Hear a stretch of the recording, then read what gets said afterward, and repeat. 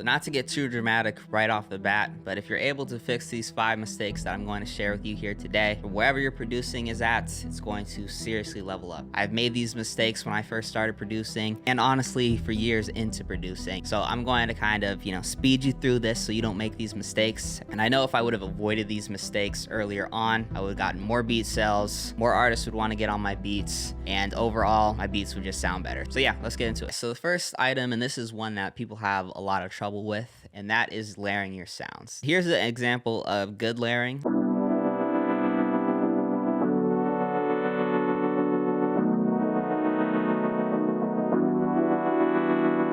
And the sounds are not filling up like the same space at the same time. You listen to the keys right when they hit, the volume immediately starts decreasing. If we listen to the strings right here, you're gonna hear that the volume gradually increases and the sound comes in.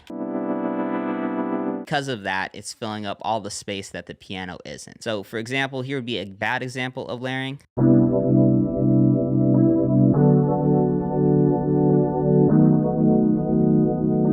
It doesn't sound as clean as the other sound, filling up the same space, and overall it just sounds kind of muddy. Also, if you end up liking any of these sounds, I'm using sounds from my one-shot kit DaVinci, a great alternative to expensive VSTs. I've used it in almost all of my last 30 videos as well, so if you want to check it out and see what it can do, definitely do that after this video. But let's get back to changing your life, even though the one-shot kits, some might say it's life-changing as well.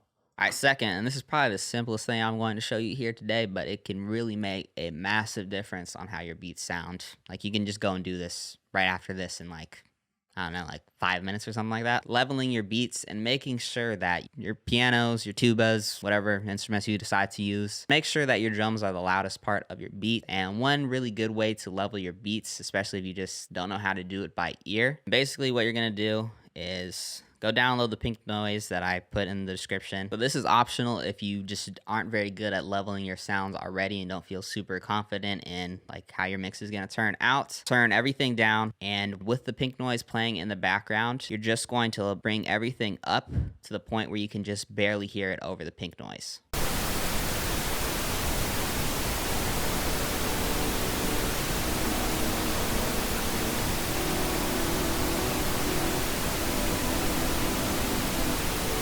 So yeah, link in the description if you want to download that and try that out. Other thing you can do is just pick a beat that you really like and just listen to it and kind of use it as like a reference track on how loud to put your drums, your melodies, and all that good stuff. All right, so these next 3 tips fit really under the umbrella of if you don't fix these, nobody's ever going to rap on your beats. Nobody's ever going to use your beats just because they're not going to be able to. So first, third mistake that I see that's super common is just overcomplicating your counter melodies. In reality, you should just really be keeping it as simple as possible because that's a space where the artist is going to be. One thing I see often is people feel like they need to fill up all of this space here. So this is my counter melody, but you'll see people that think they need to have notes everywhere. It's like, oh no, the beat's too simple. When in reality, simplicity is usually going to sound better because there's gonna be less resistance for the artist when they're trying to like come up with like a cool chorus or something like that. What I like to do a lot of times is towards the end of every like 2 bars, maybe I'll add like some sort of variation. So let me just play this here for you guys.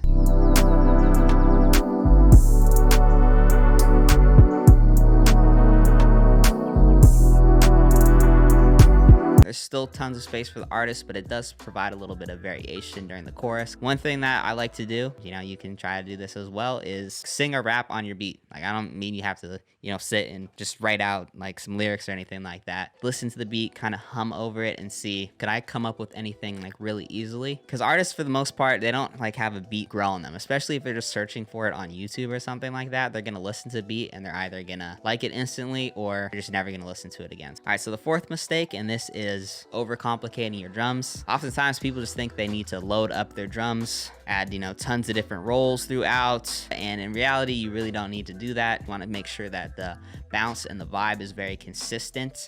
You don't want anything that's going to throw the artist off, otherwise they're going to move on to the next beat like I said before. So really just the key with drums is don't go overly crazy, and if you do, it really has to have a really strong rhythm that's very consistent. It's not just kind of coming out of nowhere. All right, so the final mistake that I see a lot of producers making, and this is super important. And I think this is, a little bit more out there than the other tips that I've given you guys today. But whatever beat you're making, you should always go into it kind of trying to create some sort of emotion, whether that's excitement, sadness, happiness, etc. If you're able to do that with your beats, then when you show it to an artist or to another person, they're going to feel that as well. And so they're more likely to pick a beat that makes them feel a certain type of way, as it's going to spark a lot of different inspiration. But thank you guys for watching. Please subscribe if you're not subscribed already.